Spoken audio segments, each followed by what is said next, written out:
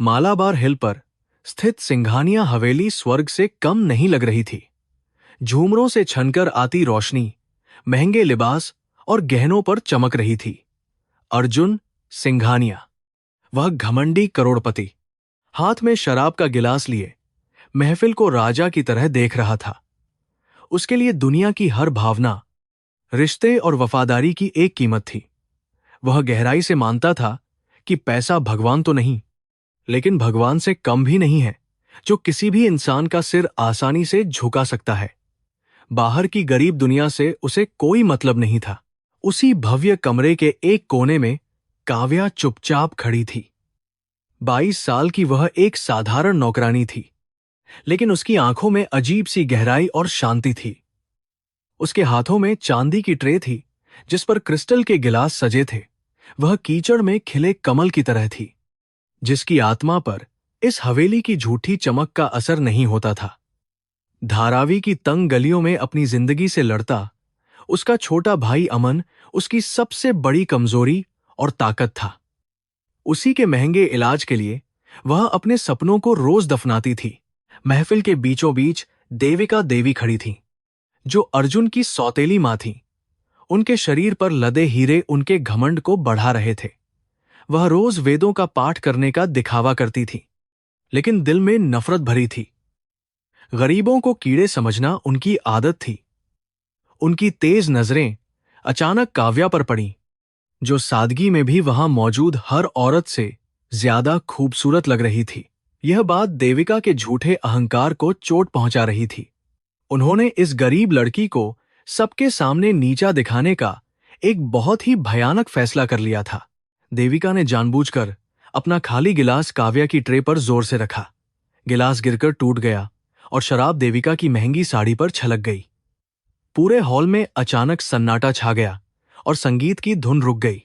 सभी की नजरें उस छोटी सी नौकरानी पर टिक गईं। देविका ने चिल्लाते हुए कहा कि तुम जैसी 2 कौड़ी की लड़की को चलने का शोर नहीं है।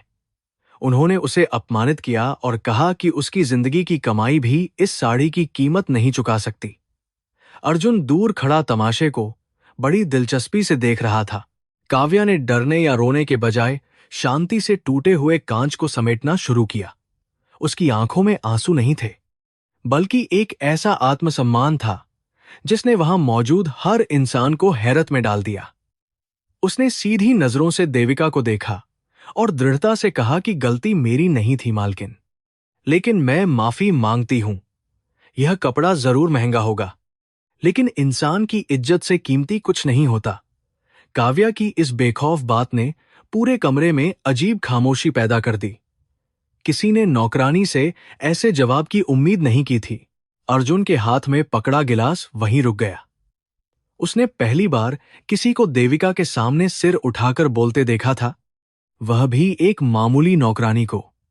काव्या का स्वाभिमान अर्जुन के अहंकार से सीधे टकरा गया था। घमंड चीखक कर कह रहा था कि इस लड़की का गुरूर तोड़ना होगा।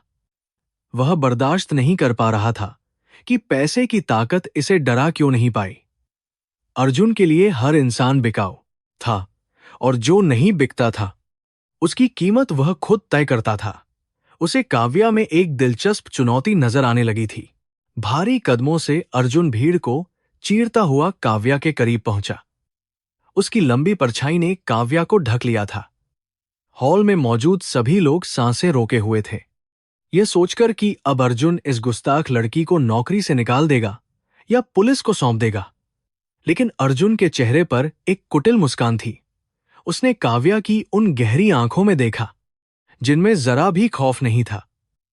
उस निडरता ने अर्जुन को अंदर तक झकझोर दिया और उसके सीने में आग भड़का दी। वह इस निडर लड़की को पूरी तरह अधीन करना चाहता था।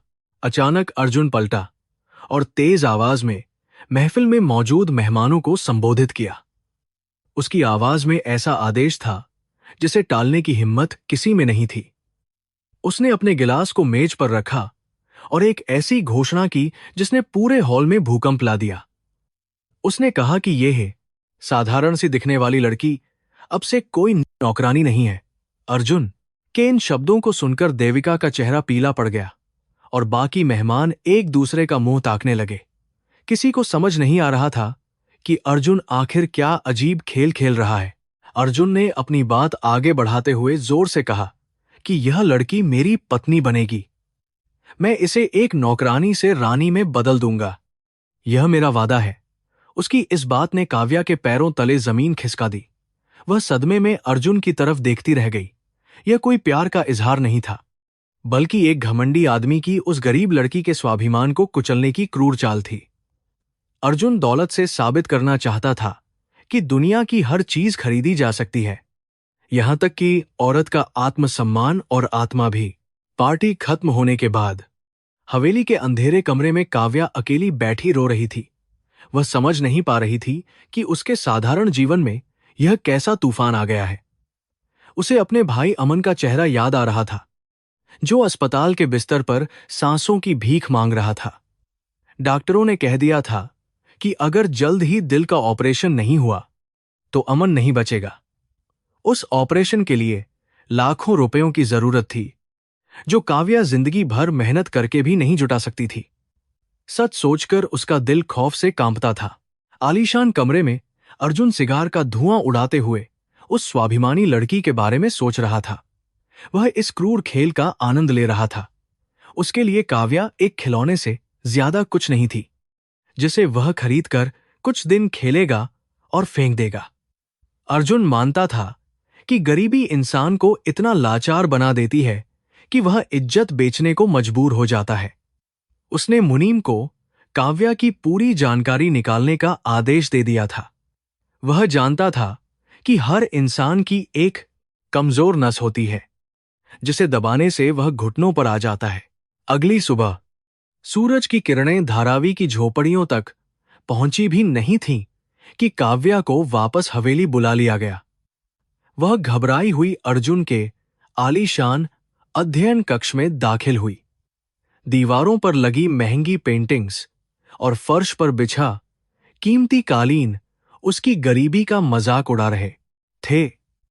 अर्जुन अपनी कुर्सी पर एक राजा की तरह विराजमान था। उसकी मेज पर कुछ कागजात रखे थे। उसने काव्या की तरफ देखे बिना एक फाइल उसकी ओर खिसका दी। कमरे में पसरी शांति बड़े तूफान के आने का खौफनाक संकेत दे रही थी। काव्या का दिल जोर से धड़क रहा था। अर्जुन ने ठंडी आवाज में कहा कि इस फाइल में तुम्हारे भाई अमन के इलाज का खर्च है। देश के सबसे अच्छे अस्पताल में उसका हार्ट ट्रांसप्लांट होगा और सारा पैसा मैं दूंगा। काव्या की आंखों में पल भर के लिए उम्मीद जगी, लेकिन अगले ही पल अर्जुन ने अपनी भयानक शर्त रख दी। उसने कहा कि इसके बदले तुम्हें इन शादी के कागजातों पर हस्ताक्षर करने होंगे।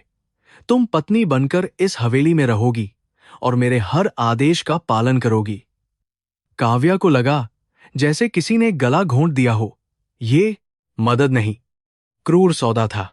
काव्या की आंखों से आंसू बहने लगे। उसने रोते हुए कहा कि आप अमीर हैं साहब।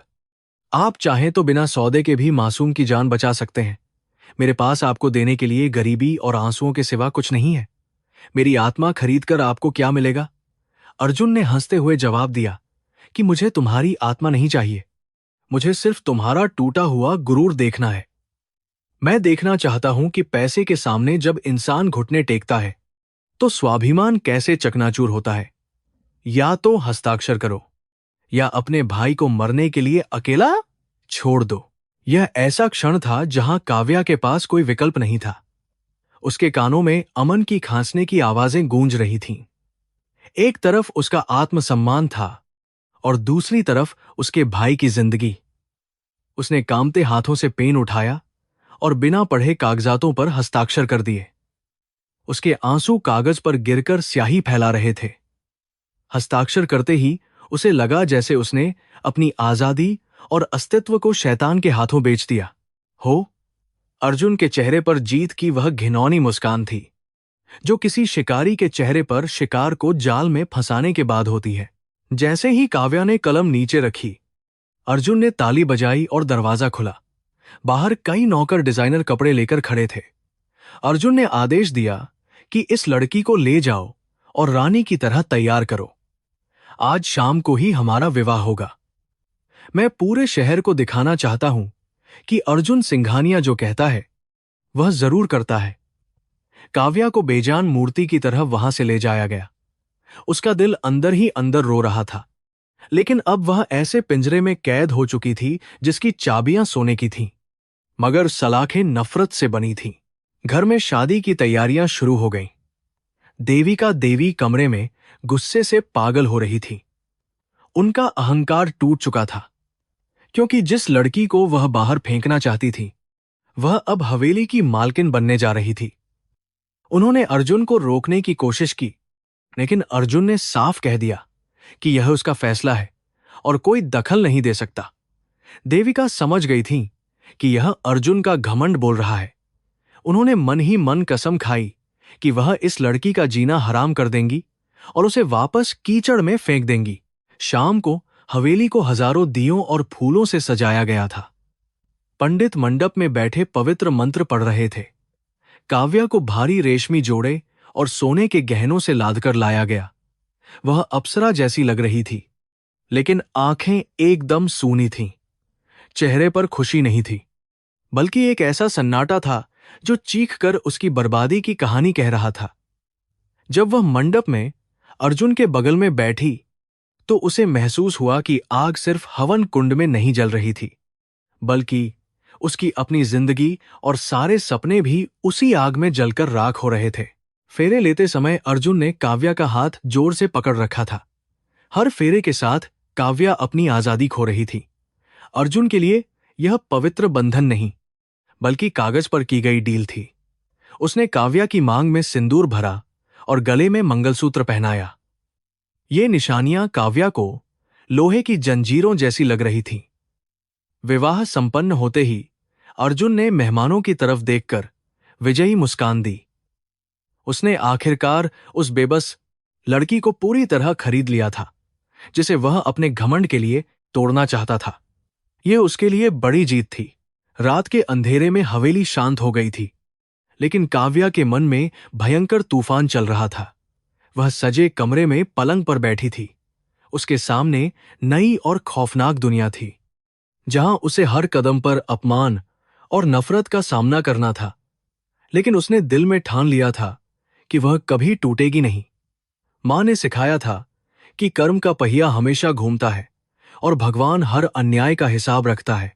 वह अमन के लिए जिएगी और आत्मसम्मान की रक्षा करेगी। यह सिर्फ एक शुरुआत थी, एक ऐसी लंबी लड़ाई की जहां दौलत और धर्म आमने सामने खड़े थे। सुबह की पहली किरण जब खिड़की के भारी रेशमी पर्दों को पार कर कमरे में आई तो काव्या की आंखें खुलीं। यह कमरा किसी महल से कम नहीं था, लेकिन उसे यह एक सुंदर सोने का पिंजरा लग रहा था। कल रात की घटनाएं किसी भयानक सपने जैसी लग रही थीं, जिसे वह भूलना चाहती थी। लेकिन उसके गले में पड़ा मंगलसूत्र और मांग में सजा लाल सिंदूर इस बात का सबूत था कि उसकी जिंदगी अब बदल चुकी है। वह अब एक आजाद लड़की नहीं थी, बल्कि एक अमीर और घमंडी आदमी की खरीदी हुई संपत्ति बन चुकी थी। अर्जुन सिंघानिया सुबह सवेरे ही उठकर तैयार हो चुका था। उसने आईने के सामने खड़े होकर अपनी महंगी टाई ठीक की, लेकिन एक बार भी पलटकर बिस्तर पर बैठी अपनी नई नवेली दुल्हन की तरफ नहीं देखा। उसके लिए यह शादी सिर्फ एक सौदा था, एक ऐसा क्रूर खेल जिसमें उसने एक गरीब लड़की के स्वाभिमान को कुचलकर अपनी जीत पक्की की थी। काव्या के लिए उसके दिल में कोई जगह या हमदर्दी नहीं थी। वह चुपचाप कमरे से बाहर निकल गया, बिना एक शब्द कहे, जैसे काव्या उस कमरे में मौजूद ही न हो। उसकी यह खामोशी अपमानजनक थी। नीचे डाइनिंग टेबल पर देविका देवी नाश्ता कर रही थीं, लेकिन उनके चेहरे पर नफरत के भाव साफ दिखाई दे रहे थे। वह उस लड़की को हवेली की मालकिन के रूप में बिल्कुल बर्दाश्त नहीं कर पा रही थीं, जो कल तक उनके झूठे बर्तन उठाती थी। उनके लिए यह हवेली के सम्मान और परंपरा का सबसे बड़ा अपमान था। उन्होंने मन ही मन कसम खाई कि वह इस लड़की का जीवन इतना नर्क बना देंगी कि वह खुद यहां से भागने पर मजबूर हो जाएगी। उनका क्रूर दिमाग काव्या को नीचा दिखाने के लिए नई साजिशें रचने लगा था। काव्या भारी कदमों से नहा धोकर तैयार हुई और अपने भाई अमन को देखने के लिए अस्पताल की तरफ निकल पड़ी। हवेली के बाहर एक बड़ी सी लग्जरी कार उसका इंतजार कर रही थी और ड्राइवर ने उसके लिए सम्मान से दरवाजा खोला। कल तक जो ड्राइवर उसे देखकर मुंह फेर लेता था, आज वह सिर झुकाकर खड़ा था। यह दौलत का वह पाखंडी रूप था जिसे देखकर काव्या को घिन आ रही थी। वह इस झूठे सम्मान को नहीं चाहती थी। उसे सिर्फ अपने उस छोटे भाई की चिंता थी जिसके लिए उसने अपनी जिंदगी दांव पर लगा दी थी। अस्पताल के उस सफेद और शांत कमरे में पहुंचकर काव्या के आंसू छलक पड़े। अमन सफेद चादर के नीचे बहुत कमजोर और पीला लग रहा था।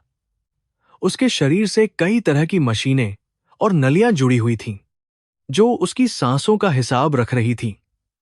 काव्या ने धीरे से उसके सिर पर हाथ फेरा तो अमन ने अपनी बड़ी बड़ी आंखों से उसे देखा और हल्की सी मुस्कान दी। उस मासूम मुस्कान ने काव्या के दिल में एक अजीब सी ताकत भर दी। उसे लगा कि उसकी सारी कुर्बानी और सारे अपमान इस एक मुस्कान के लिए जायज हैं। डॉक्टर ने कमरे में आकर काव्या को सांत्वना दी और बताया कि अर्जुन सिंघानिया ने इलाज का सारा खर्च जमा कर दिया है। उन्होंने यह भी कहा कि कुछ ही दिनों में शहर के सबसे अच्छे सर्जन अमन के दिल का ऑपरेशन करेंगे और वह जल्द ही ठीक हो जाएगा। यह खबर सुनकर काव्या ने भगवान का शुक्रिया अदा किया।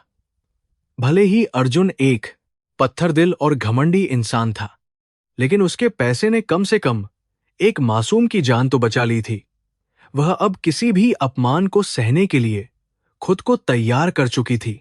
जब काव्या वापस हवेली लौटी तो देविका देवी ने हॉल में ही उसे रोक लिया। उनकी कड़वी आवाज किसी जहरीले सांप की तरह पूरे घर में गूंज रही थी।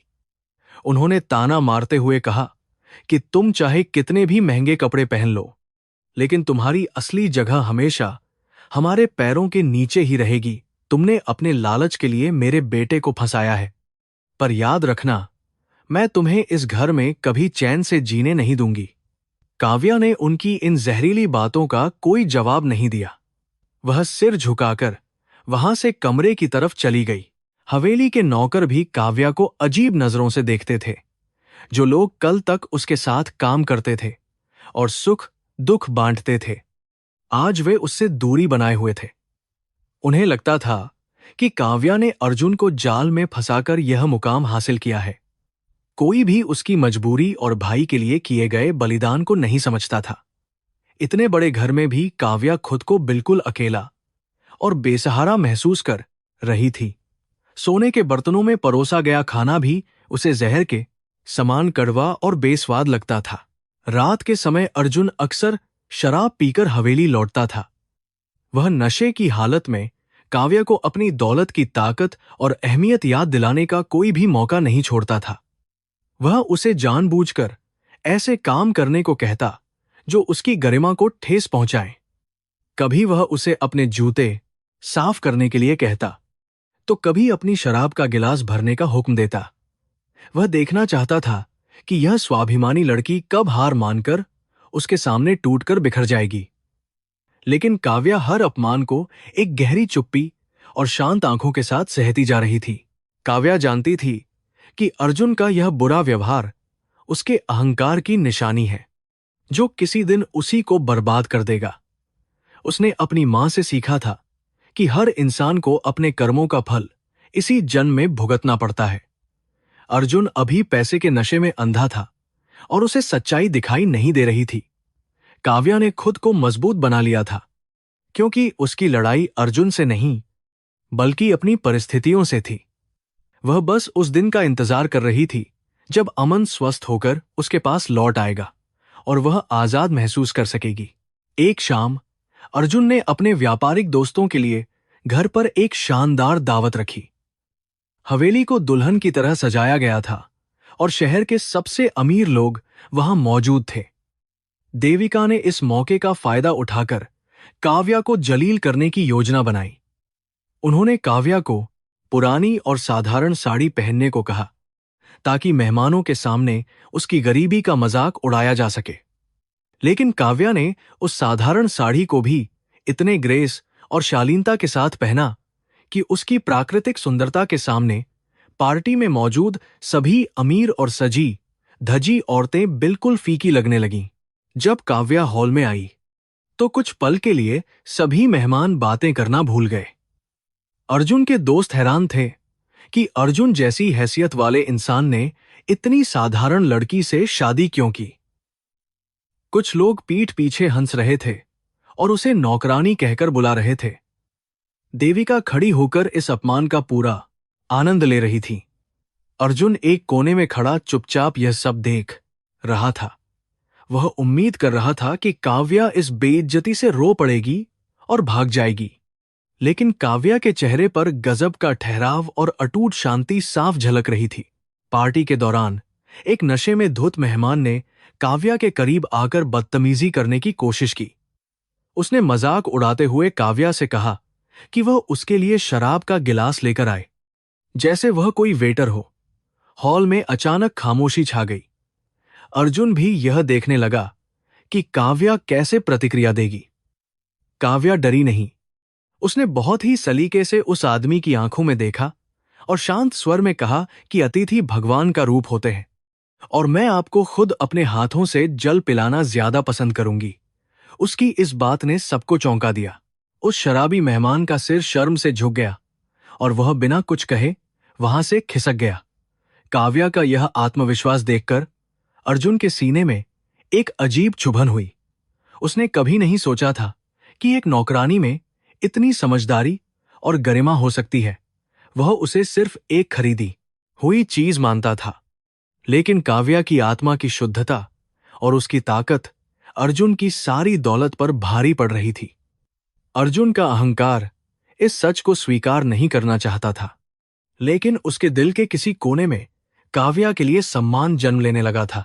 पार्टी खत्म होने के बाद जब दोनों कमरे में अकेले थे तो अर्जुन ने अपना गुस्सा और खीज निकालने की कोशिश की। उसने काव्या का हाथ जोर से पकड़ा और कहा कि तुम मेरी पत्नी हो। तुम्हें मेरे दोस्तों के सामने इतना महान बनने की कोई जरूरत नहीं है। तुम्हारी हैसियत सिर्फ मेरे पैसों के कारण है।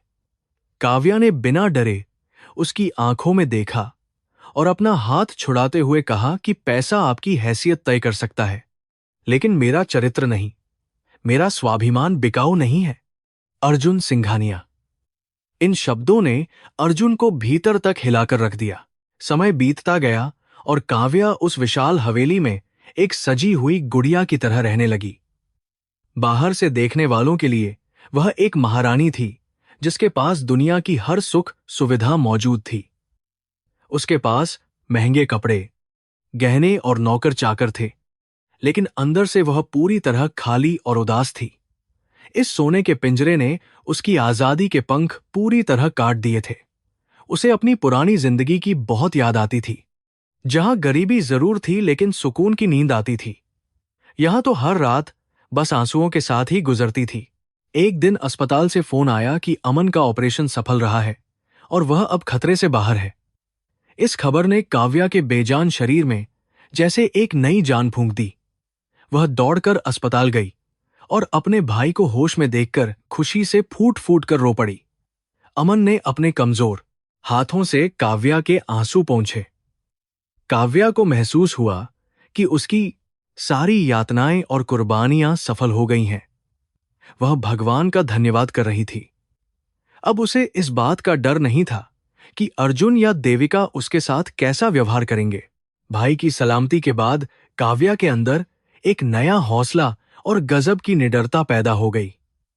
अब उसके पास खोने के लिए कुछ नहीं था और उसे किसी के एहसान की जरूरत नहीं थी। उसने फैसला किया कि वह अब अर्जुन के घमंड और देविका की नफरत के सामने सिर नहीं झुकाएगी। वह अपनी मर्यादा और स्वाभिमान की रक्षा खुद करेगी। काव्या जानती थी कि यह सफर आसान नहीं होगा, लेकिन वह एक सच्चे योद्धा की तरह हर परिस्थिति का सामना करने के लिए तैयार थी। अब इस हवेली का सोने का पिंजरा उसे डरा नहीं सकता था। अर्जुन ने भी काव्या के व्यवहार में इस बदलाव को महसूस किया। जो लड़की पहले डरकर और सहम कर रहती थी, वह अब उसकी आंखों में आंखें डालकर बात करती थी। काव्या की यह बेखौफ और मजबूत छवि अर्जुन को बेचैन करने लगी थी। उसे समझ नहीं आ रहा था कि सारा पैसा और ताकत होने के बावजूद वह इस साधारण सी लड़की के स्वाभिमान को क्यों नहीं तोड़ पा रहा है। उसका अहंकार हर रोज हार रहा था और इस हार ने उसे भीतर से खोखला करना शुरू कर दिया था। यह एक मनोवैज्ञानिक युद्ध की शुरुआत थी। इस अकेलेपन में काव्या ने हवेली की पुरानी और विशाल लाइब्रेरी में अपना समय बिताना शुरू कर दिया। उसे बचपन से ही किताबें पढ़ने का बहुत शौक था, लेकिन गरीबी के कारण वह अपनी पढ़ाई पूरी नहीं कर पाई थी। किताबों के बीच उसे एक अजीब सी शांति और अपनापन महसूस होता था। रामू काका, जो हवेली के सबसे पुराने और दयालु नौकर थे, उन्होंने काव्या का दर्द समझा। वे अक्सर उसके लिए लाइब्रेरी में चाय और नाश्ता ले आते थे। रामू काका की आंखों में काव्या के लिए एक पिता जैसी ममता और गहरा सम्मान दिखाई देता था। एक दिन रामू काका ने दबी हुई आवाज में काव्या को सावधान करते हुए कहा कि बेटी, यह घर बाहर से जितना सुंदर है, अंदर से उतना ही भयानक और खोखला है। यहां दीवारों के भी कान होते हैं और देविका मालकिन के इरादे तुम्हारे लिए बिल्कुल ठीक नहीं है। तुम्हें हर कदम बहुत ही सोच समझकर रखना होगा, क्योंकि इस घर की राजनीति बहुत गंदी है। काव्या ने उनके झुर्रियों वाले हाथ को अपने हाथों में लेकर प्यार से कहा कि आप चिंता मत कीजिए काका, जिसके साथ भगवान और सच्चाई होती है, उसका कोई बाल बांका नहीं कर सकता। दूसरी तरफ देविका देवी अपनी हार बर्दाश्त नहीं कर पा रही थी। वे चुप बैठने वालों में से नहीं थी। उन्होंने हवेली के कुछ पुराने वफादार नौकरों के साथ मिलकर काव्या को हमेशा के लिए रास्ते से हटाने की एक खतरनाक और घिनौनी साजिश रचनी शुरू कर दी। देविका इस बात से अनजान थी कि भगवान के घर देर है, लेकिन अंधेर नहीं।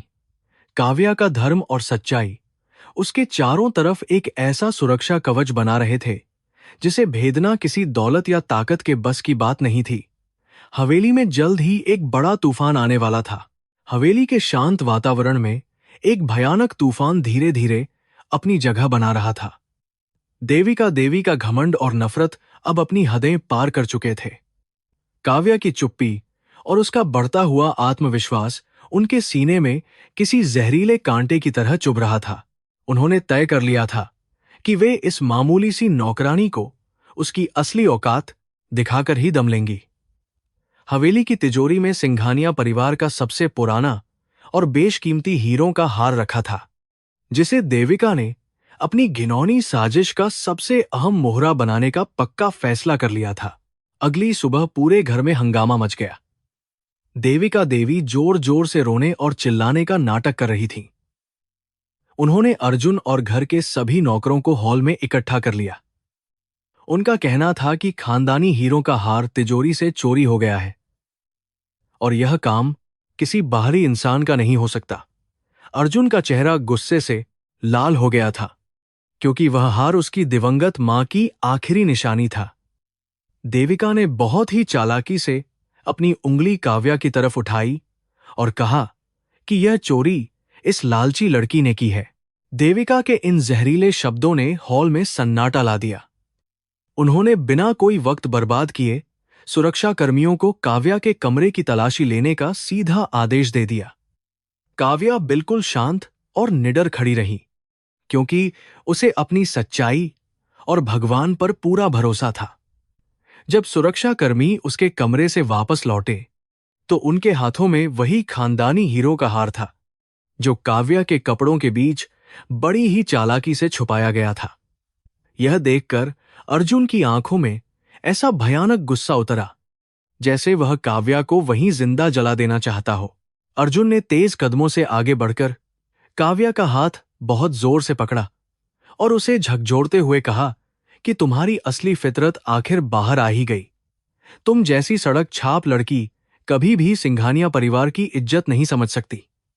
तुमने मेरी मां की निशानी को चुराकर एक बहुत बड़ा गुनाह किया है। काव्या की आंखों में दर्द जरूर था, लेकिन कोई डर नहीं था। उसने अर्जुन की आंखों में गहराई से देखा और बहुत ही शांत स्वर में कहा कि मैंने कोई चोरी नहीं की है और जो चीज मेरी नहीं है मैं उसे कभी नहीं छूती। देविका देवी जीत की खुशी में मन ही मन बहुत मुस्कुरा रही थी। उन्हें लग रहा था कि अब अर्जुन इस लड़की को धक्के मारकर घर से बाहर निकाल देगा और उनकी पुरानी इज्जत वापस लौट आएगी। लेकिन काव्या ने रोने या गिड़गिड़ाने के बजाय अर्जुन से कहा कि अगर आपको लगता है कि मैं चोर हूं तो आप मुझे पुलिस के हवाले कर सकते हैं। मुझे जेल जाने से कोई डर नहीं लगता, क्योंकि सच हमेशा मेरे साथ है। काव्या की इस अटूट सच्चाई और बेखौफ आवाज ने अर्जुन के बढ़ते हुए गुस्से को पल भर के लिए रोक दिया। उसी तनावपूर्ण माहौल में रामू काका, जो हवेली के सबसे पुराने नौकर थे, अचानक आगे आए। उनके हाथ कांप रहे थे, लेकिन उन्होंने हिम्मत जुटाकर अर्जुन से कहा कि छोटे मालिक, यह बच्ची पूरी तरह से निर्दोष है। मैंने कल रात खुद मालकिन की खास नौकरानी को बहू जी के कमरे में चुपके से जाते हुए देखा था। रामू काका के इन शब्दों ने पूरी बाजी ही पलट दी। देविका का चेहरा डर से सफेद पड़ गया और उनकी सारी चालाकी धरी की धरी रह गई। अर्जुन अब गहरी उलझन में फंस चुका था और सच्चाई समझना चाहता था। अर्जुन ने उस खास नौकरानी को सख्ती से धमकाया तो वह डर के मारे कांपने लगी। उसने रोते हुए सारी सच्चाई उगल दी और बताया कि मालकिन के कहने पर ही उसने यह हार काव्या के कमरे में छिपाया था। यह भयानक सच सुनकर अर्जुन को गहरा धक्का लगा। उसे यकीन नहीं हो रहा था कि उसकी अपनी मां जैसी देविका इतना नीच काम कर सकती है। उसने देविका की तरफ गुस्से और नफरत से देखा। दूसरी तरफ काव्या अभी भी उसी शांति के साथ खड़ी थी, जैसे उसने पहले ही अपनी जीत भगवान पर छोड़ दी हो। अर्जुन जब अपनी सौतेली मां को घर से निकालने का हुक्म देने वाला ही था, तब काव्या ने उसे रोक लिया। उसने बहुत ही शालीनता से कहा कि नफरत का जवाब नफरत से देना हमारा धर्म नहीं है। मालकिन ने जो किया वह उनका कर्म था, लेकिन मैं उन्हें माफ करती हूं। काव्या के इन शब्दों ने अर्जुन के दिल पर एक गहरा हथौड़ा मारा। वह समझ नहीं पा रहा था कि इतनी बड़ी साजिश और बेइज्जती के बाद भी कोई इंसान इतना दयालु और महान कैसे हो सकता है। काव्या का यह रूप उसके लिए बिल्कुल नया और अद्भुत था। इस घटना के बाद हवेली के नौकरों का काव्या के प्रति नजरिया पूरी तरह से बदल गया। जो लोग पहले उसे लालची और चालाक समझते थे, अब वे उसे बहुत आदर और सम्मान से देखने लगे थे। काव्या ने कभी किसी नौकर को छोटा नहीं समझा, बल्कि वह हमेशा उनके सुख दुख में उनके साथ खड़ी रहती थी। वह बीमार नौकरों के लिए खुद रसोई में जाकर काढ़ा बनाती और उनकी पूरी मदद करती। काव्या का यह निस्वार्थ प्रेम और दयालु स्वभाव धीरे धीरे पूरी हवेली के कठोर और ठंडे माहौल को एक गर्मजोशी में बदलने लगा था। देविका देवी अपनी इस करारी हार के बाद अंदर ही अंदर प्रतिशोध की आग में जल रही थीं। उन्होंने अब काव्या को समाज और अर्जुन के बिजनेस पार्टनर्स के सामने जलील करने की एक नई योजना बनाई। अर्जुन ने अपने अंतर्राष्ट्रीय विदेशी निवेशकों के लिए हवेली में एक बहुत ही भव्य डिनर पार्टी का आयोजन किया था। देविका ने बहुत ही चालाकी से पार्टी की जिम्मेदारी अपने हाथों में ले ली।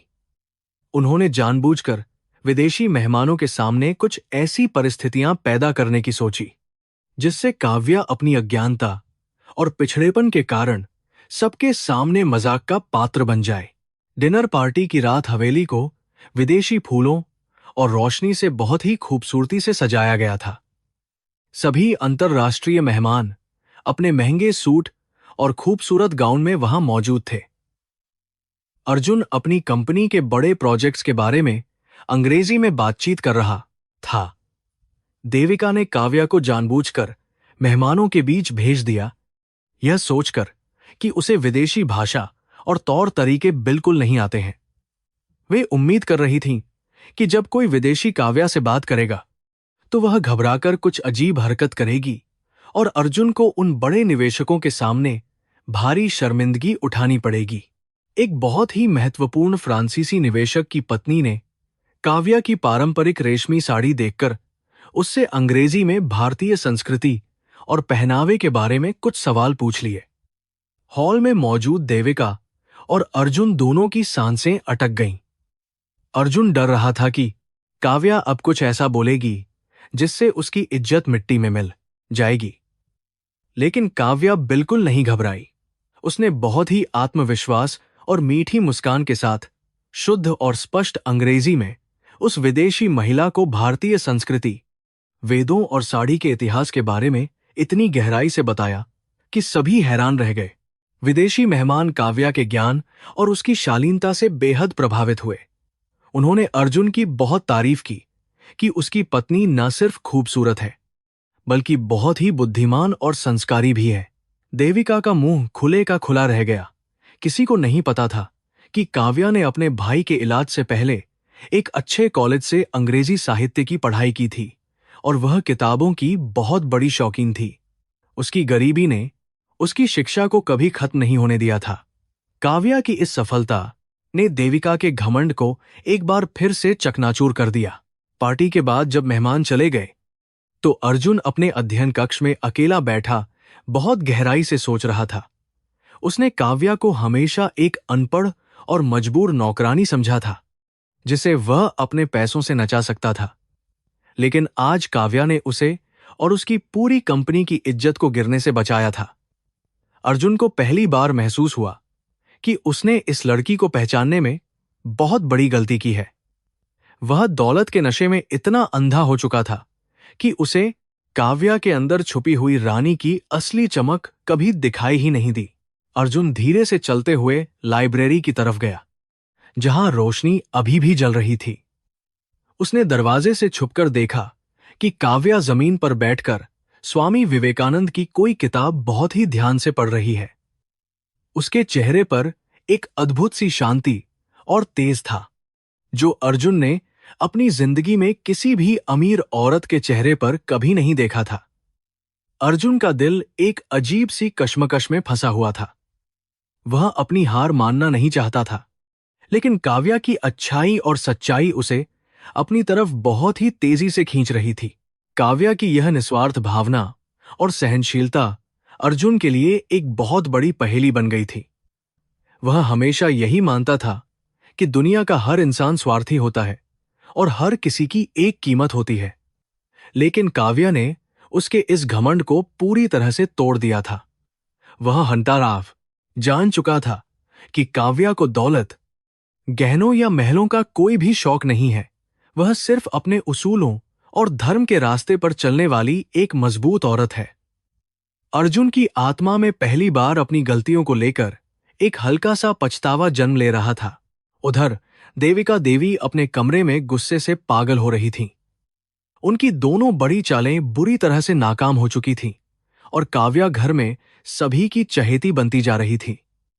उन्हें यह डर सताने लगा था कि अगर अर्जुन का दिल सच में काव्या पर आ गया तो उनका इस घर पर से सारा नियंत्रण हमेशा के लिए खत्म हो जाएगा। उन्होंने तय किया कि अब वे कुछ ऐसा करेंगी जो सीधे अर्जुन के व्यापार और पैसों पर भारी चोट करेगा। देविका जानती थी कि अर्जुन की सबसे बड़ी कमजोरी उसका बिजनेस और उसकी बेशुमार दौलत है। हवेली में कुछ दिनों के लिए एक अजीब सी शांति छा गई थी। काव्या अपने भाई अमन से मिलने रोज अस्पताल जाती थी, जो अब बहुत तेजी से ठीक हो रहा था। अमन की मुस्कान काव्या के लिए दुनिया की सबसे बड़ी दौलत थी। वह हवेली की झूठी दुनिया से दूर बस अपने भाई के साथ साधारण जिंदगी जीने के सपने देखने लगी थी। उसे पता था कि अर्जुन के साथ उसका यह रिश्ता सिर्फ एक कागज का टुकड़ा है, जिसमें कोई भी भावना नहीं है। लेकिन तकदीर ने उन दोनों के लिए कुछ और ही भयानक खेल सोच रखा था। जैसे जैसे समय बीत रहा था, देविका देवी की साजिशें अंधेरे में और भी ज्यादा गहरी और खतरनाक होती जा रही थी। वे शहर के सबसे भ्रष्ट पत्रकारों और अर्जुन के कुछ लालची रिश्तेदारों के साथ मिलकर एक ऐसा बड़ा जाल बुन रही थीं, जो सिंघानिया परिवार की सारी इज्जत को मिट्टी में मिला सकता था। काव्या अपनी किताबों और भगवान की भक्ति में पूरी तरह से मग्न थी, इस बात से बिल्कुल अनजान कि जल्द ही उसके चरित्र और स्वाभिमान पर एक बहुत ही भयानक और गंदा कीचड़ उछाला जाने वाला है। यह तूफान सब कुछ तबाह करने वाला था। अर्जुन भी अपने व्यापार के कामों में उलझा हुआ था, लेकिन उसका ध्यान बार बार काव्या की उन शांत और गहरी आंखों की तरफ चला जाता था। वह एक अजीब सी बेचैनी महसूस कर रहा था। उसे पहली बार यह लगने लगा था कि दौलत की दुनिया बहुत ही खोखली और ठंडी है। वह काव्या के करीब जाना चाहता था, लेकिन उसका अपना ही घमंड उसे ऐसा करने से बार बार रोक रहा था। यह मनोवैज्ञानिक युद्ध अब एक ऐसे खतरनाक मोड़ पर पहुंच चुका था जहां किसी एक को पूरी तरह से टूटना ही था, और वह समय अब बहुत करीब था। काव्या ने धीरे धीरे हवेली के बाहर भी अपनी एक अलग पहचान बनानी शुरू कर दी थी। वह हर रविवार को पास के एक छोटे से अनाथालय में जाती थी और वहां के बच्चों के साथ समय बिताती थी। उसने अर्जुन के दिए हुए भारी गहने कभी नहीं पहने, बल्कि वह उन गरीब बच्चों के लिए किताबें और खाने का सामान ले जाती थी। काव्या के इस सेवा भाव ने इलाके के बहुत से आम लोगों का दिल जीत लिया था। वह बिना किसी दिखावे के अपना धर्म निभा रही थी, जो सच्चे मायने में इंसानियत और प्यार की एक बड़ी मिसाल थी।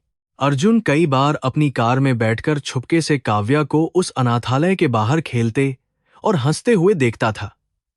वहां काव्या के चेहरे पर जो सच्ची और मासूम खुशी होती थी, वह हवेली के अंदर कभी नहीं दिखाई देती थी। अर्जुन को यह देखकर बहुत जलन भी होती थी और खुद पर शर्म भी आती थी। वह सोचता था कि उसने इतने पैसे देकर भी काव्या को कभी वह खुशी नहीं दी जो उसे इन गरीब बच्चों के साथ मिल रही है।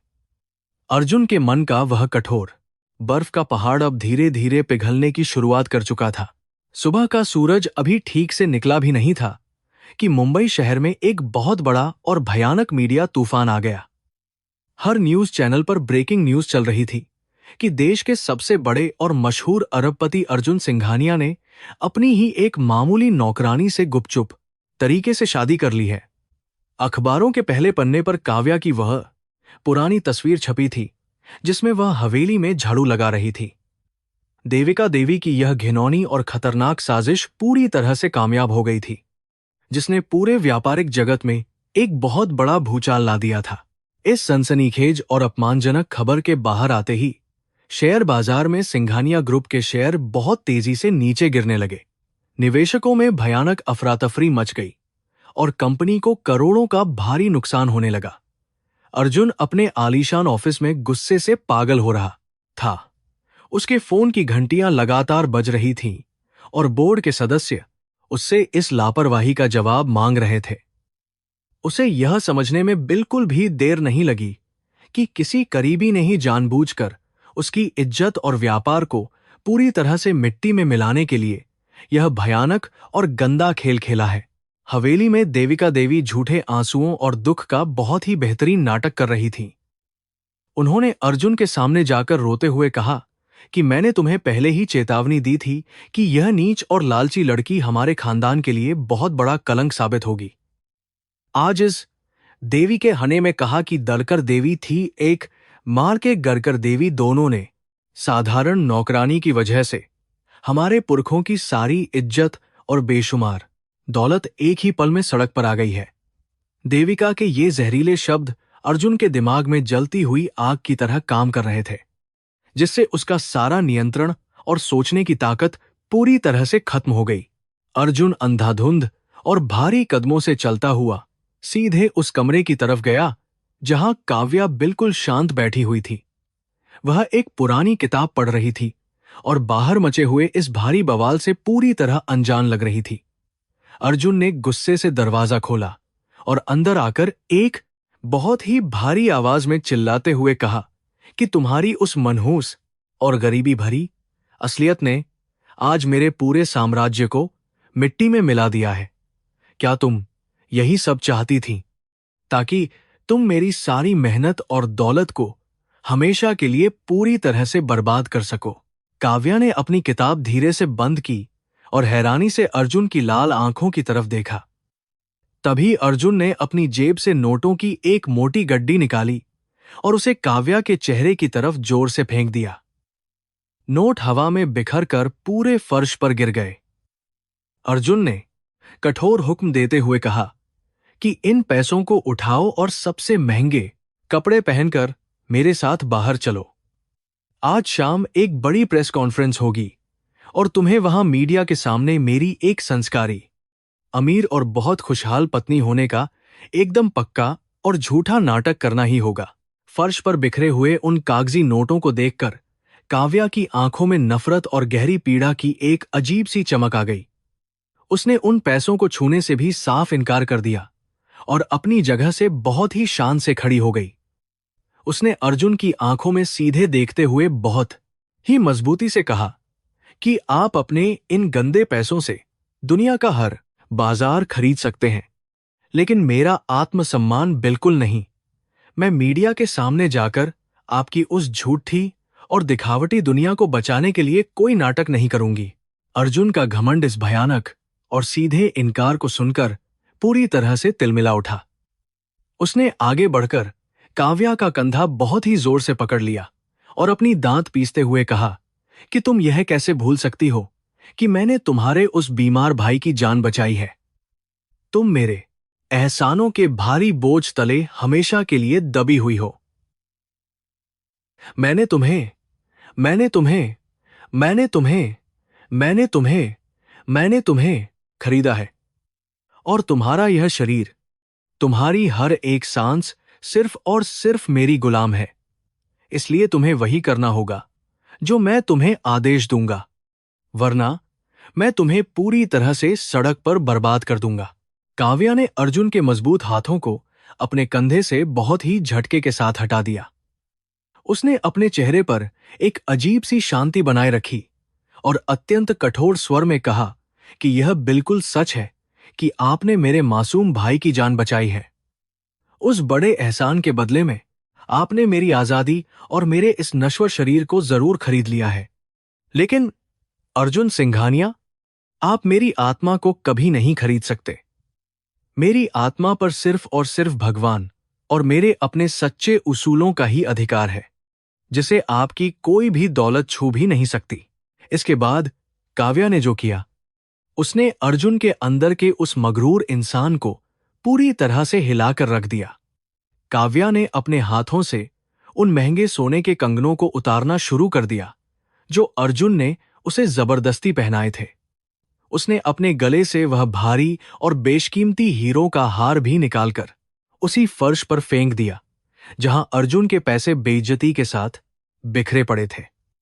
काव्या के लिए यह सारे भारी गहने और दौलत लोहे की उन जंजीरों से बिल्कुल कम नहीं थे जिन्होंने उसकी पूरी जिंदगी को बहुत ही बुरी तरह कैद कर रखा था। अपने शरीर से दौलत के उन सारे झूठे और दिखावटी बोझों को उतारने के बाद काव्या ने एक बहुत ही गहरी और ठंडी सांस ली।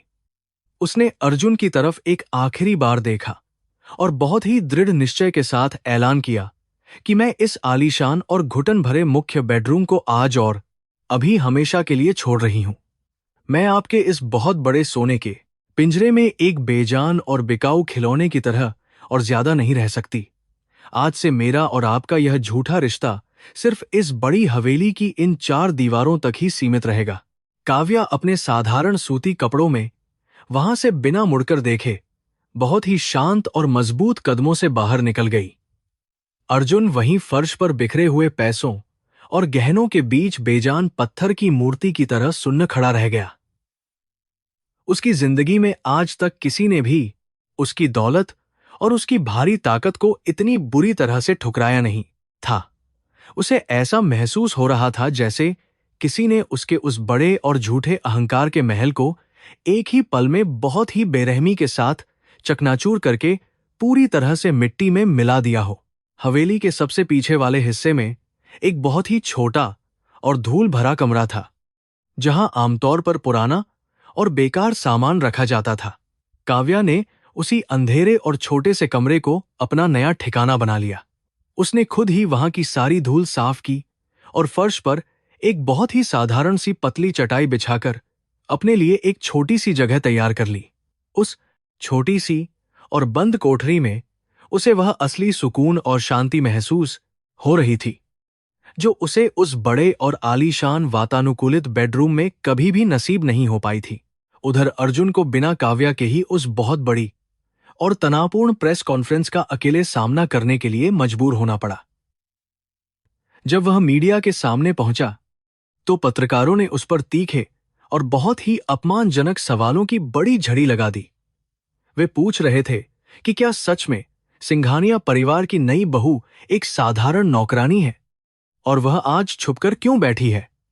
अर्जुन ने अपने रटे रटाए जवाब देकर स्थिति को संभालने की बहुत कोशिश की, लेकिन काव्या की गैरमौजूदगी ने उसकी सारी सफाई को पूरी तरह से झूठा और बहुत ज्यादा कमजोर साबित कर दिया। इस भयानक और शर्मनाक मीडिया कवरेज का असर सिंघानिया ग्रुप के व्यापार पर बहुत ही ज्यादा विनाशकारी साबित हुआ। अर्जुन के कई बहुत बड़े और विदेशी निवेशकों ने अपनी सारी डील अचानक से रद्द कर दी। कंपनी के शेयर इतिहास में पहली बार इतने नीचे गिर गए कि पूरी मार्केट में भारी तहलका मच गया। हवेली के अंदर बैठी देविका देवी इस भारी बर्बादी की सारी खबरें टीवी पर देखकर अपने मन में बहुत ही ज्यादा खुश हो रही थीं। उन्हें लग रहा था कि उनका तीर एकदम सही निशाने पर लगा है और अब काव्या हमेशा के लिए बाहर हो जाएगी। रात के बहुत गहरे और खामोश अंधेरे में अर्जुन अपने आलीशान अध्ययन कक्ष में बिल्कुल अकेला बैठा हुआ शराब पर शराब पी रहा था। उसका दिमाग पूरी तरह से सुन्न हो चुका था और वह अपने ही घमंड के भारी मलबे के नीचे बहुत बुरी तरह से दबा हुआ महसूस कर रहा था। उसे पहली बार अपनी जिंदगी में यह बहुत ही भयानक एहसास हो रहा था कि उसकी दौलत हर चीज का समाधान बिल्कुल भी नहीं है। वह एक ऐसी साधारण और गरीब लड़की से अपना यह मानसिक युद्ध हार चुका था, जिसके पास खोने के लिए अपना कुछ भी नहीं था। अर्जुन के शराबी और अशांत दिमाग में काव्या के वो आखिरी और बहुत ही कड़वे शब्द बार बार गूंज रहे थे कि आप मेरी आत्मा को कभी नहीं खरीद सकते। वह जितना ज्यादा उन भारी शब्दों के बारे में सोचता, उसके सीने में उतनी ही ज्यादा घुटन और गहरी बेचैनी पैदा होने लगती थी। उसने अपनी पूरी जिंदगी में सिर्फ और सिर्फ लोगों की कीमत लगाई थी, लेकिन काव्या ने अपनी उस अनमोल और अटूट सच्चाई से उसे पूरी तरह से खोखला साबित कर दिया था। अर्जुन को अब अपनी उस बेशुमार और घमंडी दौलत से ही एक अजीब सी नफरत होने लगी थी। हवेली के उस बहुत ही छोटे और साधारण से कमरे में काव्या ने अपने भगवान कृष्ण की एक छोटी सी मूर्ति की स्थापना कर ली थी। वह एक मिट्टी का दिया जलाकर बहुत ही गहरी शांति और भक्ति के साथ आंखें बंद करके अपनी पूजा में पूरी तरह से मग्न थी। उसके चेहरे पर उस भारी मीडिया तूफान या अर्जुन के खौफनाक गुस्से का बिल्कुल भी कोई असर नहीं दिखाई दे रहा था। उसने अपनी जिंदगी की सारी डोर उस ऊपर वाले के मजबूत हाथों में सौंप दी थी, जो हर इंसान के अच्छे और बुरे कर्मों का सही हिसाब रखता है। अगले ही दिन सुबह काव्या अपने उसी साधारण और पुराने रूप में अस्पताल गई, जहां उसका छोटा भाई अमन अब बहुत तेजी से ठीक हो रहा था। अमन ने अपनी बहन को उस साधारण साड़ी में देखा तो उसके मासूम चेहरे पर एक बहुत ही बड़ी और सच्ची मुस्कान आ गई। उसने काव्या के हाथों को अपने छोटे हाथों में लेकर कहा कि दीदी, आप इस रूप में बिल्कुल एक असली परी की तरह लगती हो। अमन की इन प्यारी और मासूम बातों ने काव्या के उस घायल दिल पर एक बहुत ही मीठे और जादुई मरहम की तरह अपना काम किया। अर्जुन ने भी छुपकर अपनी कार से काव्या का पीछा किया था और वह अस्पताल के कमरे के बाहर से यह सारा खूबसूरत नजारा अपनी आंखों से देख रहा था। उसने देखा कि काव्या का वह बहुत ही प्यारा और निस्वार्थ प्रेम किसी भी महंगे गहने या आलीशान महल का बिल्कुल भी मोहताज नहीं था। अर्जुन को पहली बार यह महसूस हुआ कि असली खुशी और सच्ची शांति उन चीजों में बसती है जिन्हें कोई भी इंसान अपने पैसों से कभी नहीं खरीद सकता। उसका वह कठोर और घमंडी दिल अब बहुत ही तेजी से पिघलने की एक नई शुरुआत कर चुका था। हवेली में देविका देवी का वह जहरीला दिमाग अब एक और नई और बहुत ही खतरनाक साजिश रचने में पूरी तरह से लगा हुआ था। वह जान चुकी थी कि अर्जुन अब धीरे धीरे अपनी उस पुरानी और घमंडी मानसिक स्थिति से बाहर आ रहा है और कमजोर पड़ रहा है। उन्होंने अर्जुन के ही एक लालची सगे चाचा के साथ मिलकर कंपनी के सारे जरूरी कागजात चुराने का एक बहुत बड़ा और काला फैसला कर लिया था। वे चाहती थी कि अर्जुन का यह सारा व्यापारिक साम्राज्य पूरी तरह से बर्बाद हो जाए और सारी सत्ता सीधे उनके हाथों में आ जाए। वक्त का वह मजबूत और कभी न रुकने वाला पहिया अब बहुत ही तेजी से घूम रहा था और कर्मों का भारी हिसाब करने का समय एकदम करीब आ चुका था। अर्जुन ने अपनी पूरी जिंदगी में सिर्फ और सिर्फ अपने अहंकार और भारी दौलत की पूजा की थी, लेकिन अब वही दौलत उसे बहुत बुरी तरह से धोखा देने वाली थी। काव्या की वह अटूट सच्चाई और उसका धर्म अब एक बहुत ही बड़े तूफान के बीच अर्जुन के लिए एकमात्र और आखिरी सहारा बनने वाला था। घमंड के इस बहुत बड़े महल के ढहने की उल्टी गिनती शुरू हो चुकी थी। रात के उस बहुत ही घने और भयानक अंधेरे में अर्जुन अपनी बालकनी में अकेला खड़ा होकर नीचे के उस छोटे से कमरे की खिड़की को लगातार देख रहा था। वहां से काव्या के जलाए हुए उस छोटे से मिट्टी के दिए की एक बहुत ही हल्की सी रोशनी उस पूरे घने अंधेरे को बड़ी ही हिम्मत से चीर रही थी। अर्जुन को वह छोटी सी रोशनी अब अपनी उस बेशुमार और करोड़ों की दौलत से भी कहीं ज्यादा पवित्र और बहुत ही सच्ची लग रही थी। एक बहुत बड़े और खौफनाक बदलाव की वह भयानक आंधी अब बस आने ही वाली थी। समय का पहिया जब घूमता है तो वह किसी की दौलत या ताकत का बिल्कुल भी लिहाज नहीं करता। कर्मों का हिसाब चुकाने का वह खौफनाक दिन आखिरकार अर्जुन सिंघानिया की जिंदगी में आ ही गया। सुबह के समय अर्जुन अपने आलीशान ऑफिस में बैठा था। तभी अचानक बोर्ड ऑफ डायरेक्टर्स की एक आपातकालीन बैठक बुलाई गई। अर्जुन को इस बात का बिल्कुल भी अंदाजा नहीं था कि उसके पैरों तले से जमीन खिसकने वाली है। उसके सगे चाचा और देविका देवी ने मिलकर उसके खिलाफ एक बहुत ही भयानक और खतरनाक जाल पूरी तरह से बुन लिया था। बैठक के कमरे में घुसते ही अर्जुन ने देखा कि वहां का माहौल बहुत ही ज्यादा तनावपूर्ण और अजीब था। उसके चाचा ने मेज पर कुछ ऐसे जाली कागजात फेंक दिए जिन पर बहुत ही चालाकी से अर्जुन के फर्जी हस्ताक्षर किए गए थे। इन दस्तावेजों के अनुसार कंपनी पर करोड़ों रुपयों का भारी और जानलेवा कर्ज चढ़ चुका था। बोर्ड के सभी सदस्यों ने देविका देवी की झूठी गवाही और उन सबूतों पर पूरी तरह से भरोसा कर लिया।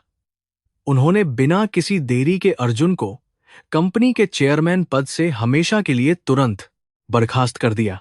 अर्जुन अपने खिलाफ रची गई इस भयानक साजिश को देखकर गुस्से से पूरी तरह पागल हो गया। उसने अपने चाचा का कॉलर पकड़ लिया और उन्हें पुलिस के हवाले करने की बहुत बड़ी धमकी दी। लेकिन तभी वहां मौजूद बैंक के बड़े अधिकारियों ने उसे एक और बहुत ही खौफनाक खबर सुना दी। उन्होंने बताया कि उस भारी कर्ज की भरपाई के लिए अर्जुन के सारे निजी बैंक खाते, उसकी महंगी गाड़ियां और उसकी वह बेशकीमती हवेली भी पूरी तरह से सील कर दी गई है। एक ही पल में उसकी सारी दौलत राख में बदल गई। देविका देवी के चेहरे पर उस समय एक बहुत ही शैतानी और विजयी मुस्कान थी। उन्होंने अर्जुन के करीब आकर बहुत ही जहरीली आवाज में कहा कि मैंने तुमसे पहले ही कहा था कि तुम मेरे बिना बिल्कुल कुछ भी नहीं हो। आज तुम्हारा वह सारा घमंड और दौलत हमेशा के लिए मिट्टी में मिल चुकी है। इसके बाद उन्होंने कंपनी के सुरक्षा गार्ड्स को एक कठोर और अपमानजनक आदेश दिया, जिन गार्ड्स को अर्जुन ने खुद नौकरी पर रखा था। आज उन्हीं लोगों ने उसे धक्के मारकर उसके ही आलीशान ऑफिस से बाहर सड़क पर फेंक दिया। मुंबई की वह चिलचिलाती धूप और गर्म सड़क आज अर्जुन को उसकी असली और भयानक औकात दिखा रही थी।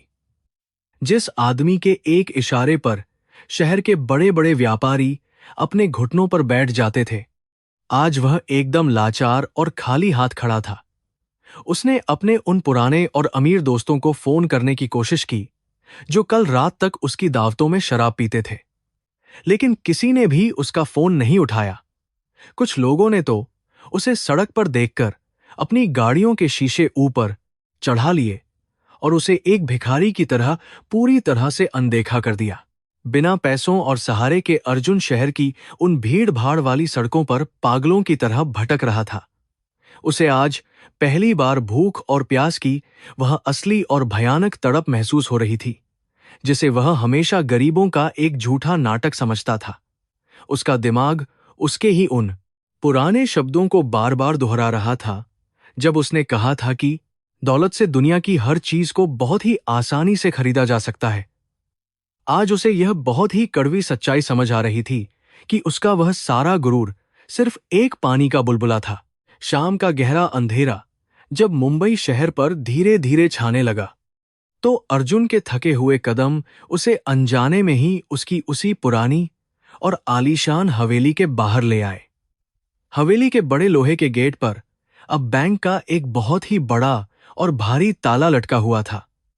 उसने देखा कि कुछ अजनबी मजदूर उसके घर का सारा कीमती सामान ट्रकों में बहुत ही बेरहमी से भर रहे थे।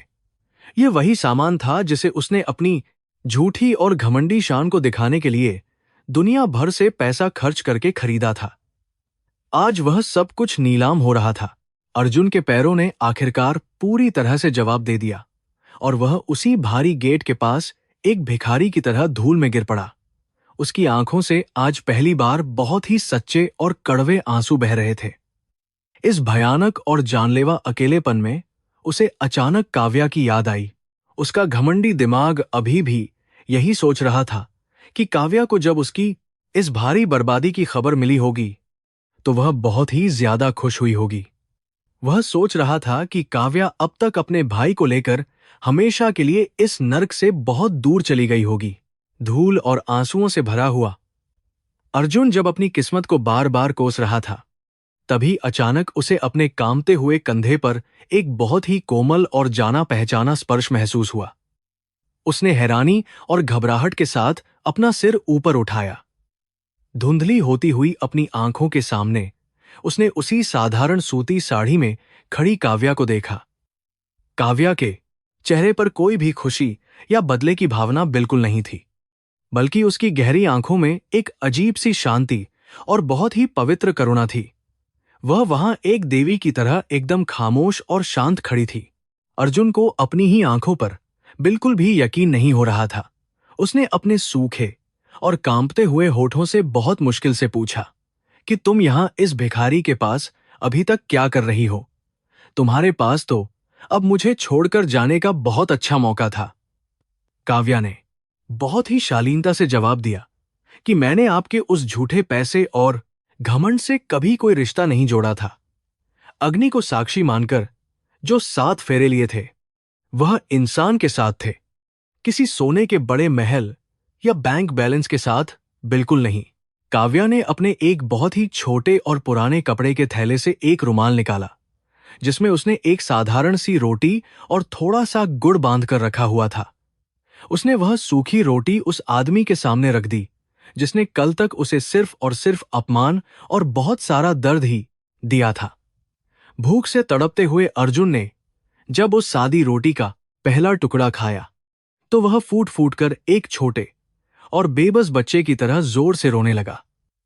उसे आज इस बात का बहुत ही गहरा एहसास हो रहा था कि दुनिया की सबसे बड़ी और सच्ची दौलत क्या है। जब अर्जुन ने वह रोटी खा ली तो काव्या ने अपना मजबूत हाथ आगे बढ़ाया और उसे धूल से उठने में पूरी मदद की। उसने बहुत ही शांत आवाज में कहा कि यह हवेली और यह सारा नकली व्यापार अब आपका नहीं है, इसलिए हमें यहां से अब बहुत दूर चलना होगा। यह समय अपने उन पुराने और घमंडी आंसुओं को पोंछने और एक बिल्कुल नई जिंदगी की सच्ची शुरुआत करने का है। अर्जुन ने बिना कोई भी सवाल किए काव्या का वह हाथ बहुत ही मजबूती से पकड़ लिया, जैसे कोई डूबता हुआ इंसान किसी तिनके का सहारा लेता है। रात के उस बहुत ही घने और डरावने अंधेरे में वे दोनों मुंबई की उन लंबी और सुनसान सड़कों पर धीरे धीरे पैदल चलने लगे। काव्या उसे शहर के एक बहुत ही भीड़-भाड़ वाले रेलवे स्टेशन पर ले गई, जहां से उन्होंने एक बहुत ही खचाखच भरी हुई लोकल ट्रेन पकड़ी। अर्जुन के लिए यह सब कुछ बिल्कुल एक नए और भयानक सपने जैसा था। वह इंसान जो हमेशा करोड़ों की अपनी प्राइवेट कारों में ही सफर करता था, आज वह आम लोगों के बीच उस लोकल ट्रेन के एक छोटे से कोने में चुपचाप और बहुत ही ज्यादा डरा हुआ सा खड़ा था।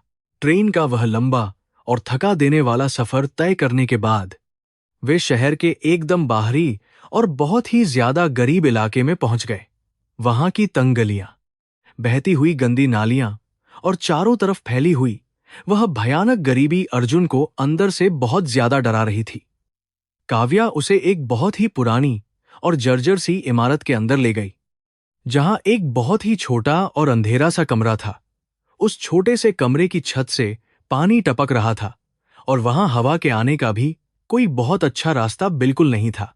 काव्या ने कमरे का वह पुराना और जंग लगा हुआ दरवाजा खोला तो अर्जुन ने देखा कि कोने में एक टूटी हुई खाट पर छोटा अमन बहुत ही गहरी नींद में सो रहा था।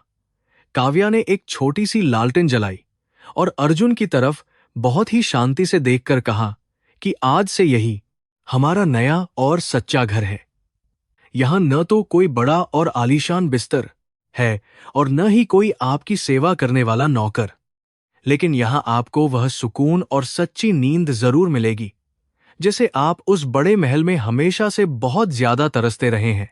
अर्जुन चुपचाप उस कमरे की ठंडी और एकदम कच्ची जमीन पर बैठ गया और लालटेन की उस पीली और धुंधली रोशनी में उस पूरे कमरे को बहुत ध्यान से देखने लगा। उसे अब काव्या की वो पुरानी और बहुत ही गहरी बात समझ में आ रही थी, जब उसने कहा था कि कर्मों का ये भारी पहिया हमेशा एक न एक दिन जरूर घूमता है।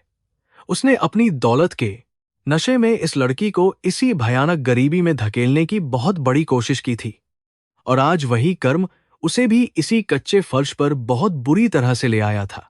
उस गहरे और बहुत ही खामोश सन्नाटे में अर्जुन के सीने के अंदर एक बहुत ही भारी और दर्दनाक तूफान पूरी तरह से उठने लगा।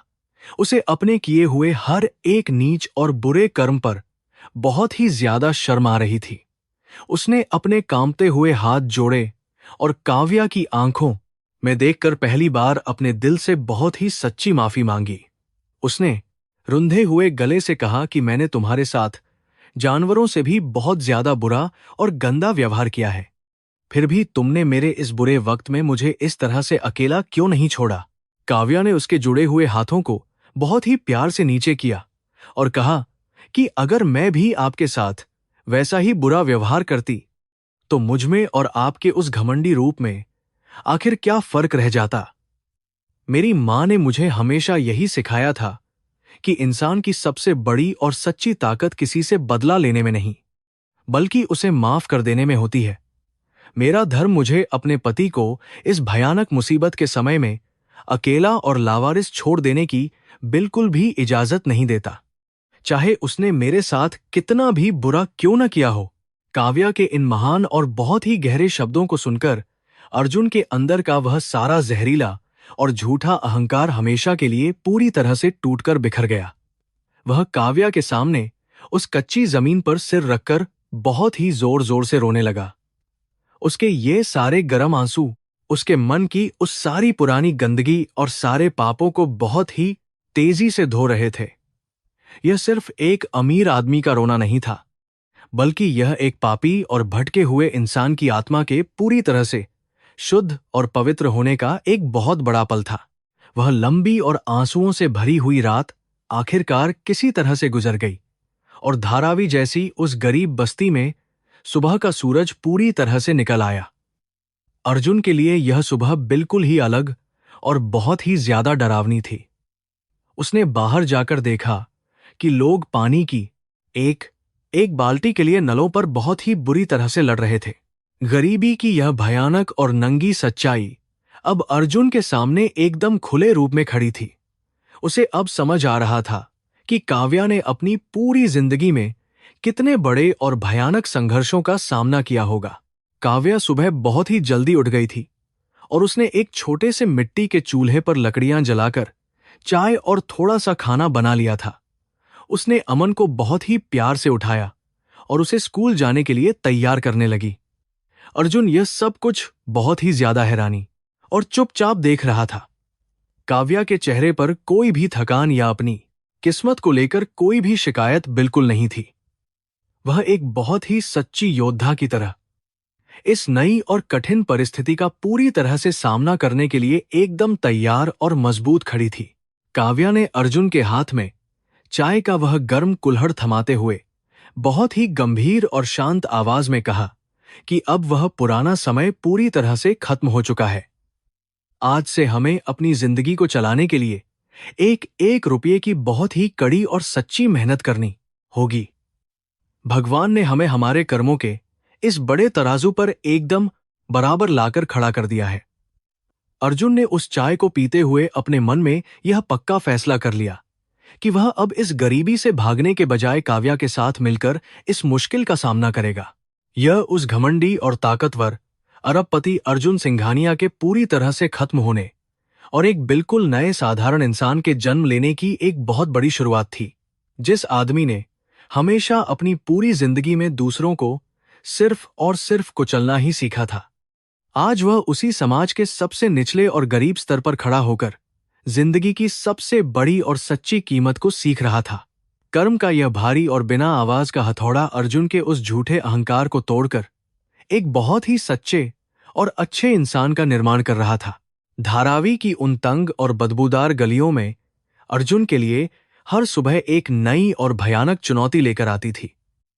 वह आदमी जो कभी मखमली बिस्तरों पर सोता था, अब फटी हुई चटाई पर बदन दर्द के साथ जागता था।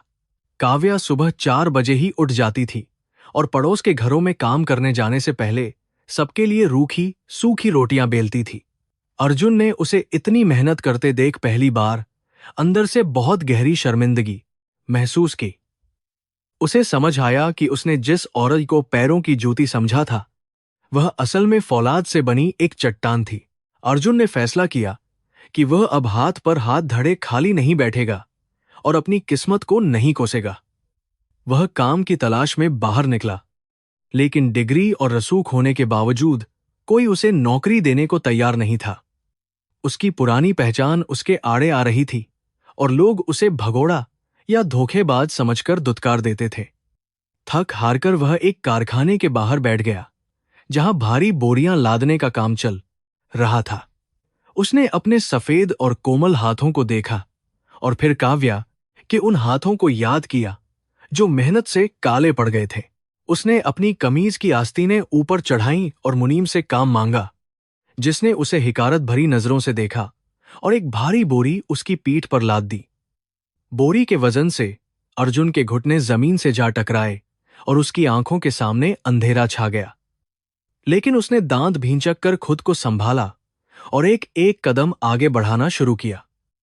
हर कदम के साथ उसका वह पुराना और गंदा अहंकार मिट्टी में मिल रहा था।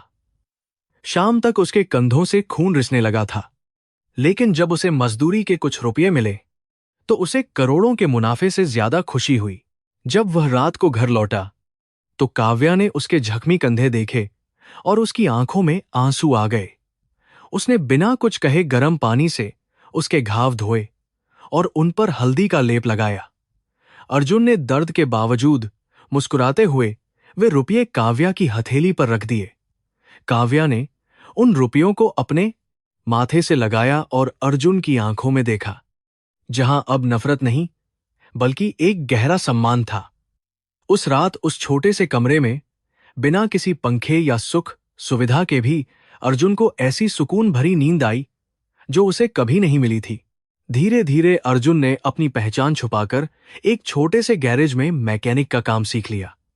वह दिन भर ग्रीस और तेल में सना रहता था, लेकिन उसके मन की गंदगी साफ हो रही थी। काव्या अब शाम को घर पर ही सिलाई का काम करने लगी थी, ताकि वह अमन की पढ़ाई का खर्च निकाल सके। वे दोनों मिलकर एक एक पैसा जोड़ रहे थे, जैसे कोई चिड़िया तिनका तिनका जोड़कर अपना घोंसला बनाती है। पड़ोस के लोग जो पहले उन्हें शक की निगाह से देखते थे, अब उनकी सादगी और मेहनत देखकर उनकी इज्जत करने लगे थे। एक दोपहर काव्या बाजार में कपड़े खरीदने गई थी, जहां उसने देखा कि कुछ लोग भूखे बच्चों को दुत्कार रहे थे। उसने अपने हिस्से के खाने के पैसे से उन बच्चों को बिस्कुट और दूध खरीद कर दिया। अर्जुन दूर खड़ा यह सब देख रहा था और उसे एहसास हुआ कि काव्या आज भी वही रानी है। बस उसका साम्राज्य अब महलों में नहीं बल्कि गरीबों के दिलों में है। काव्या के पास हीरे नहीं थे, लेकिन उसकी मुस्कान की चमक किसी भी बेशकीमती रत्न से कहीं ज्यादा तेज और सच्ची थी। अर्जुन को खुद पर गर्व हुआ कि वह ऐसी औरत का पति है। अमन अब पूरी तरह स्वस्थ हो चुका था और वह पास के ही एक सरकारी स्कूल में जाने लगा था। शाम को अर्जुन उसे अपने पास बिठाकर गणित और अंग्रेजी पढ़ाता था। अर्जुन को अब समझ में आ रहा था कि उसने अपनी पूरी जिंदगी सिर्फ पैसा कमाने में बर्बाद कर दी थी, जबकि असली संपत्ति तो यह छोटे छोटे पल थे। वह अब उन पुरानी महंगी शराबों और पार्टियों को याद भी नहीं करना चाहता था। गरीबी ने उसे वह सब कुछ सिखा दिया था जो उसकी करोड़ों की लाइब्रेरी और विदेशी डिग्रियां कभी नहीं सिखा पाई थीं। एक दिन गैरेज में काम करते समय अर्जुन का सामना अपने एक पुराने बिजनेस पार्टनर से हुआ जो वहां अपनी गाड़ी ठीक कराने आया था। उसने अर्जुन को उस हाल में पहचान लिया और उसका खूब मजाक उड़ाया। उसने कहा कि देखो, सिंघानिया ग्रुप का मालिक आज दूसरों के जूतों की धूल साफ कर रहा है। अर्जुन ने शांत रहकर अपना काम पूरा किया और बिना विचलित हुए कहा कि कम से कम मैं आज अपनी मेहनत की रोटी खा रहा हूं, तुम्हारी तरह दूसरों का हक मारकर नहीं। उस आदमी का सिर शर्म से झुक गया। काव्या ने धीरे धीरे इलाके की दूसरी औरतों को भी सिलाई सिखाना शुरू कर दिया ताकि वे भी आत्मनिर्भर बन सके। उसका वह छोटा सा कमरा अब एक छोटे से केंद्र में बदल गया था, जहां हर औरत अपनी परेशानियां लेकर आती थी।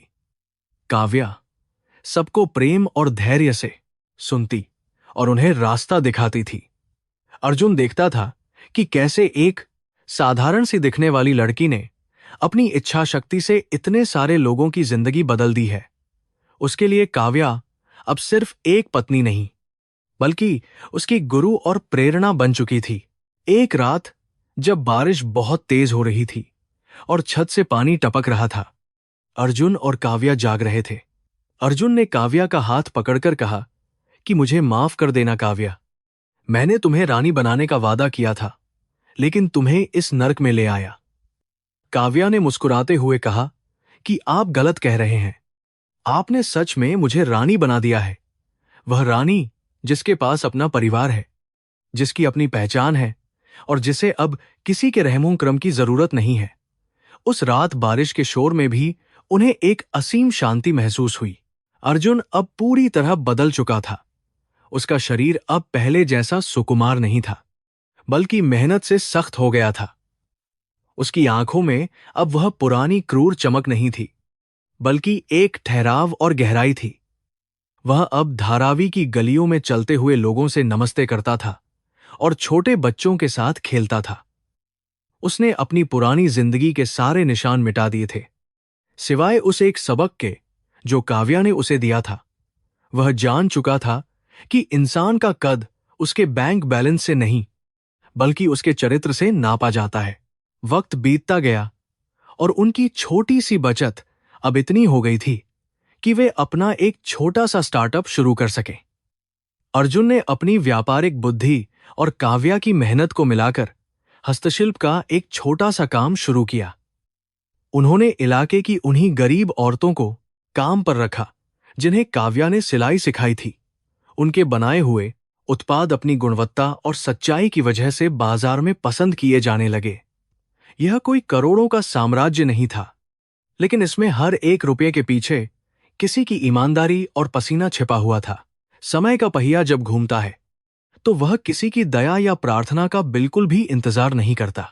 देविका देवी और अर्जुन के चाचा की अंधी लालच ने उन्हें एक ऐसे दलदल में धकेल दिया था जहां से निकलना नामुमकिन था।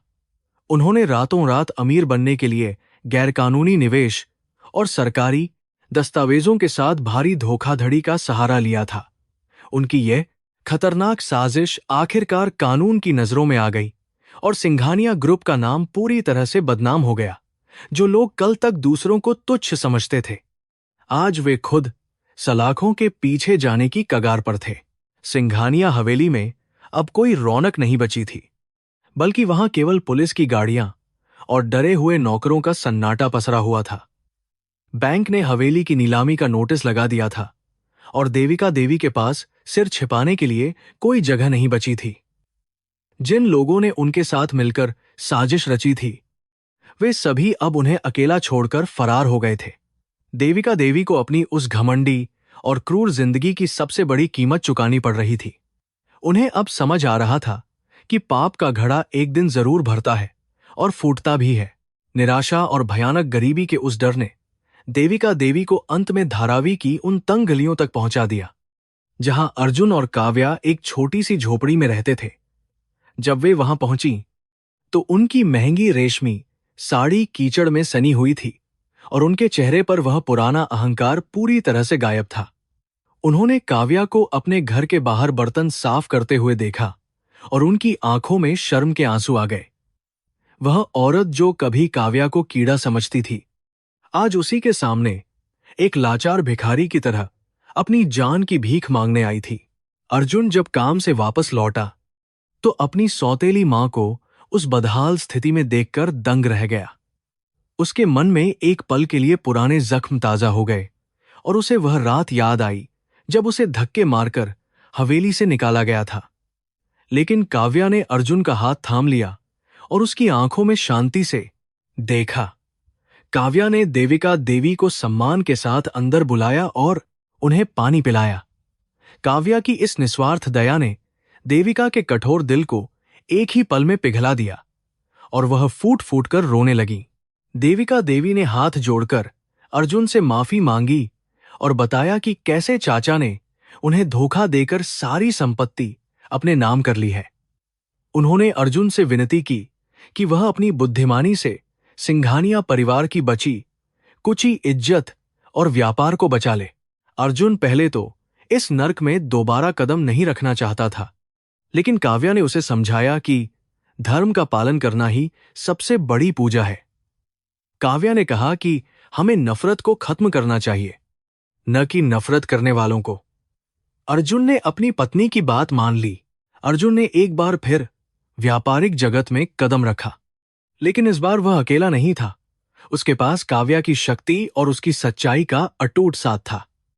अर्जुन ने अपनी पुरानी गलतियों से सीखा था और उसने ईमानदारी के साथ व्यापार को दोबारा खड़ा करना शुरू किया। उसने भ्रष्ट अधिकारियों को बेनकाब किया और कंपनी के कर्ज को चुकाने के लिए एक बहुत ही ठोस योजना बनाई। बाजार के लोगों ने जब अर्जुन का यह नया और ईमानदार रूप देखा तो वे उसकी मदद के लिए आगे आए। धीरे धीरे सिंघानिया ग्रुप की खोई हुई साख वापस लौटने लगी। कुछ ही महीनों की कड़ी मेहनत के बाद अर्जुन ने हवेली को बैंक के कब्जे से छुड़ा लिया और अपनी कंपनी को एक नई ऊंचाई पर पहुंचाया। देविका देवी चाहती थी कि अर्जुन और काव्या वापस उस आलीशान हवेली में आकर रहें, लेकिन अर्जुन ने साफ इनकार कर दिया। उसने कहा कि वह महल केवल दिखावे और धोखे की दीवारों से बना है, जबकि उसका असली घर काव्या के साथ उस छोटी सी बस्ती में है। अर्जुन ने हवेली को एक बड़े वृद्धाश्रम और स्कूल में बदलने का फैसला किया ताकि वहां जरूरतमंदों को सच्ची खुशी मिल सके। अर्जुन ने अपने व्यापार का मुख्य उद्देश्य अब केवल मुनाफा कमाना नहीं, बल्कि समाज की सेवा करना बना लिया था।